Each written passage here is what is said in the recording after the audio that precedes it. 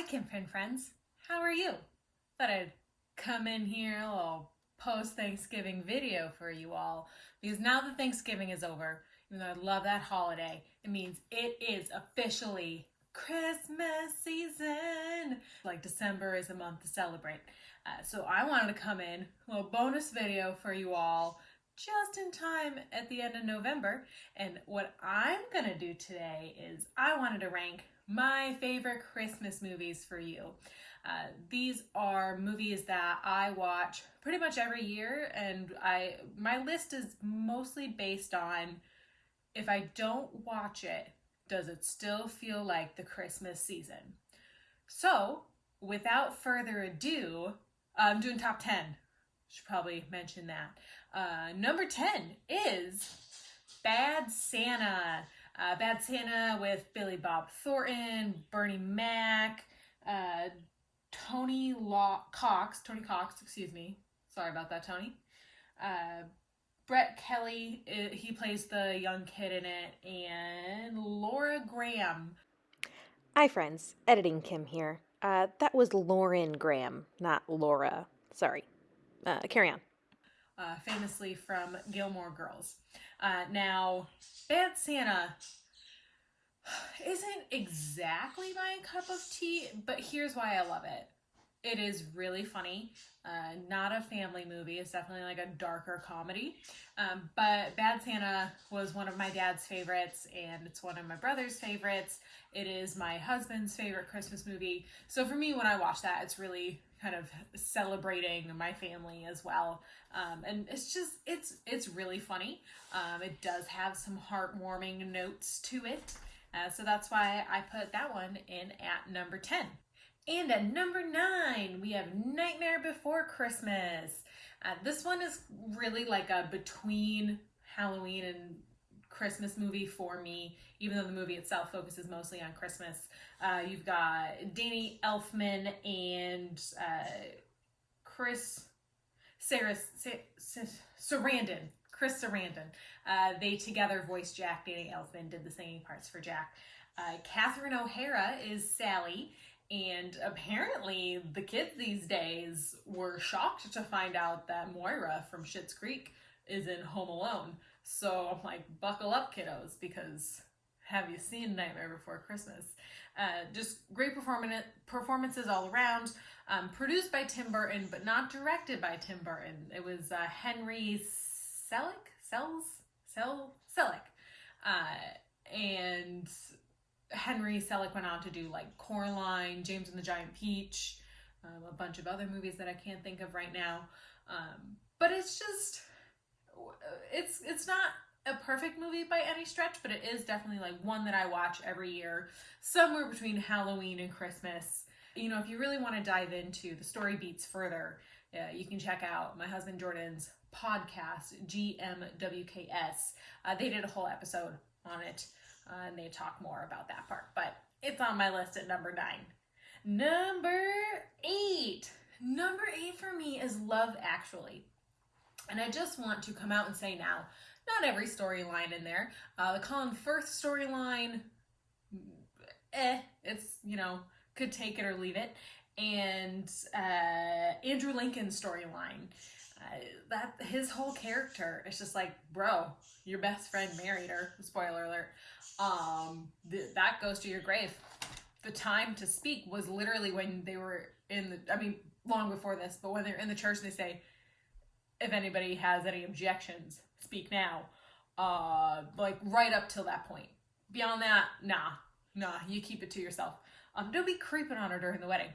But, Alan Rickman and Emma Thompson's storyline, while a little like, great actors, so love seeing that one.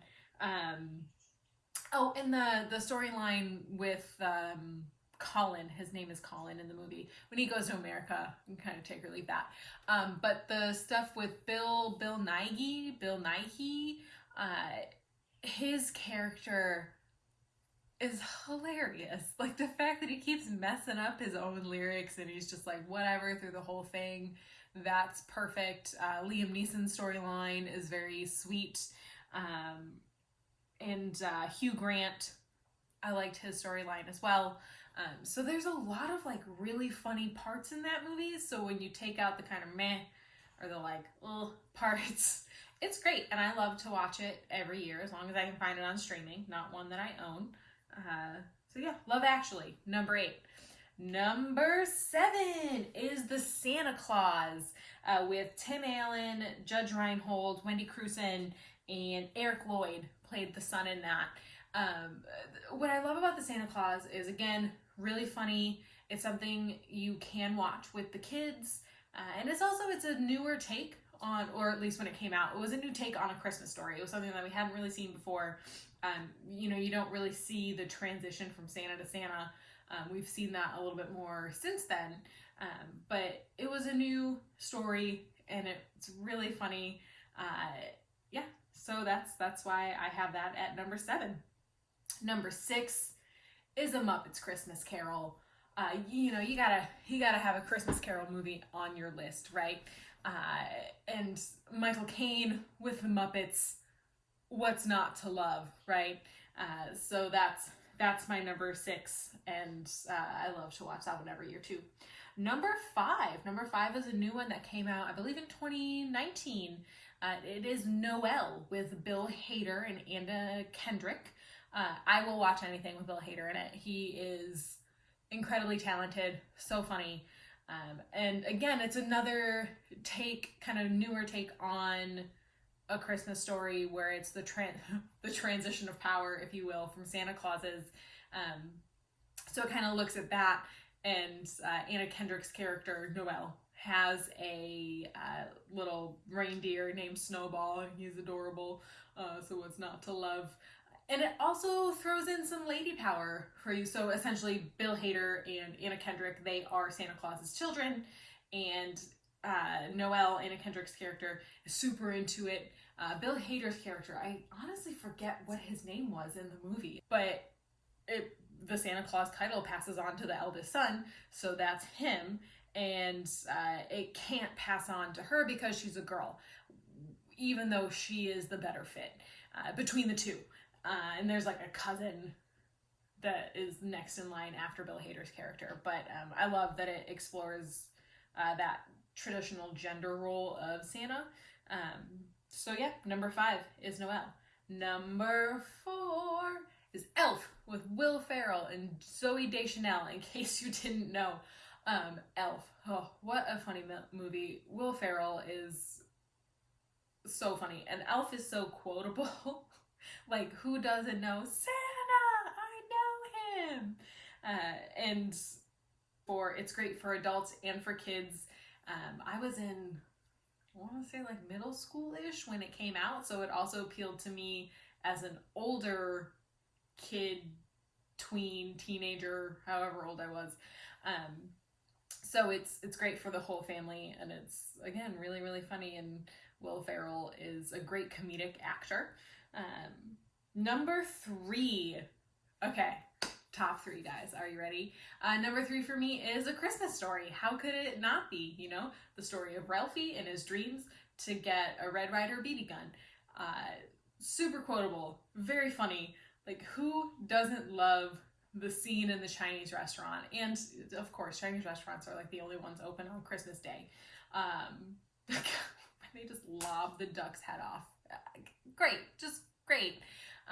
And it's relatable as well in terms of like wanting that one thing for Christmas.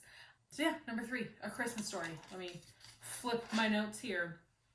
Number 2, National Lampoon's Christmas Vacation. Can you see my shirt? Are you serious, Clark? Chevy Chase, Beverly D'Angelo, Juliette Lewis, Johnny Galecki, Randy Quaid, William Hickey, and Mae Gusto. Mae Gusto was Aunt Beverly, and William Hickey, jeez, I forget his character. Like, he's the old uncle that like blows the chair up, and Beverly wraps her cat up. Just so good. I mean, every scene of that is so funny. And you've got Julia Louis-Dreyfus and Nicholas Gust. Gust? Comment below if I've got that wrong. As Margot and Todd, which are the most toxic couple. But again, why is the carpet wet, Todd? I don't know, Margot. Like, how can you not quote that movie? And it's so funny. And that, like, these top three are definitely, like, ones that if I don't see it during Christmas, like, Christmas season not complete. And it's also got Brian Doyle Murray as the boss. Oh my God, Chevy Chase, when he goes on that rant that ends in the jolliest bunch of assholes. It's just so good. The cast in that is just fantastic.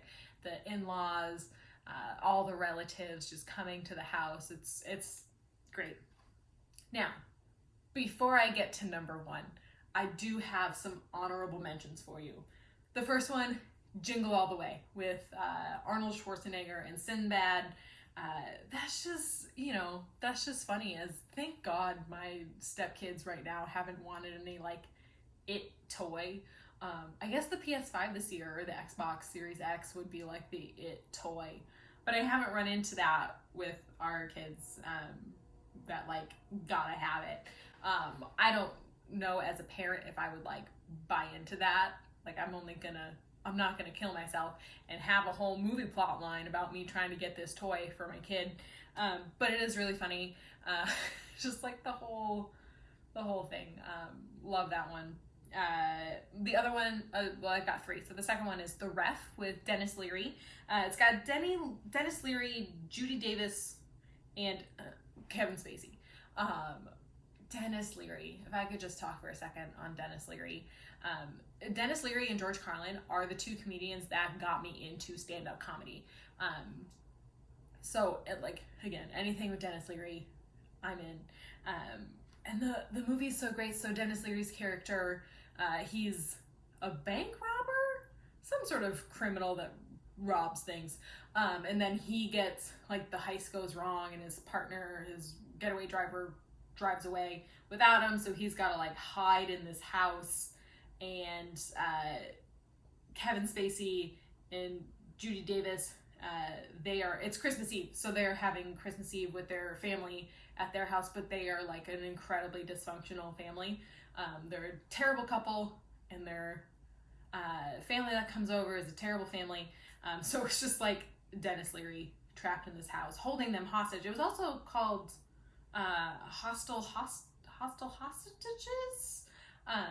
I always knew it as The Ref, and it's just like them driving him absolutely insane. Judy Davis, her character, wants to have like an alternative Christmas and like not honor like the Christian side of Christmas. So that's all.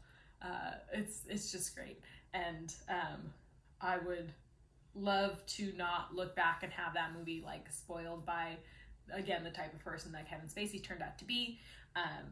Unfortunately, we can't do that, and we just kind of have to take it as we have it and appreciate the movie for the other actors that are in it and the other people that have worked on it.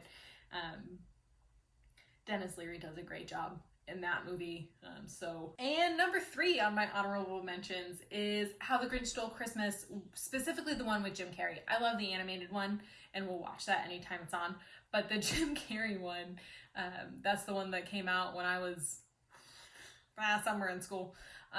And who doesn't love Jim Carrey? He brought so much to the Grinch character that the animated one just didn't. And that, like, the book itself didn't. But it's, the joke going around now is that, like, as you get older, you identify more with the Grinch. Fair. But I love that one. That's a classic that I will put on and watch anytime. Now, my number 1, drum roll. I'm not very good at drum rolls. Is Scrooged with Bill Murray. So we've got Bill Murray, Karen Allen, Carol Kane, a whole list of others. Bobcat Goldthwait? Yeah. Probably one of the few performances that I've seen from Bobcat that I truly enjoy. His style isn't quite like up my alley, but this movie, he kills it. And it's A Christmas Carol. It is that take on that story. At the time that it came out, it was like a modern take on A Christmas Carol and Scrooge. And it's just the backdrop of the movie is Bill Murray's network. So he's like the president of a TV network. They are putting on their version of A Christmas Story, or of A Christmas Carol, with all the height of network TV, and all the like, gotta do it bigger, you can't just have A Christmas Carol, it's gotta have explosions and like Santa's workshop blown up. It is all fantastic. You've got scantily clad dancers that he's trying to argue with the censorship people. You've got mice as reindeer that he says to staple the antlers onto the mice. You've also got, as they're like building a set, Bill Murray's trying to have a conversation with I think Karen Allen's character, and there's all this hammering going on, and he's like, can we stop with the hammering? And it keeps going and going, and all of a sudden, like, he just finally is like, can we stop with the goddamn hammers? And that, not only is that a hilarious scene, but it's also one that stuck with me. Anytime there was construction at our office building, it felt like for a year, maybe 2 years, it was just constantly like suites around us just doing construction. So I would just like constantly be in my head and be like, can we stop with the goddamn hammers? I don't know if anybody got the reference when I would randomly say it, but it was funny for me, and that's what counts. Bill Murray, so good. So Scrooged is my number one. I do watch it every year. I watch it multiple times a year. It is really funny. It's not one that I would watch with the kids, but just me and my husband hanging out. It's a movie for us to watch, and we'll see, because his favorite is Bad Santa and my favorite is Scrooged. We'll see which one wins out on Christmas Eve after the kids have gone to bed. But if I'm being realistic, staying up all night wrapping presents is going to be probably what ultimately wins out when the kids go to bed on Christmas Eve. So there you have it. Those are my top 10 Christmas movies plus 3 honorable mentions. Watch any of them. Get in the Christmas spirit. Let's get ready for these holidays, because 2020 has been a rough year. There is a month of it left. Why not have the best holiday that you can have? Celebrate the good things in your life. Hopefully we all have at least one good thing. So that's my Christmas wish for you all. Watch some movies. Drink some eggnog. I like eggnog. Not everybody likes eggnog. That's fine. Thank you so much for watching. I have lots of fun bonus content throughout December that I'm really excited to share with you all. I've got my regular December videos that I'm also very excited to share with you all. So stay tuned. More content coming at you. And yeah, thank you again. Thank you for coming to my channel. Like, share, subscribe, comment below. What are your favorite Christmas movies? I would love to hear from you all. Yeah, and I will see y'all in the next video. Bye!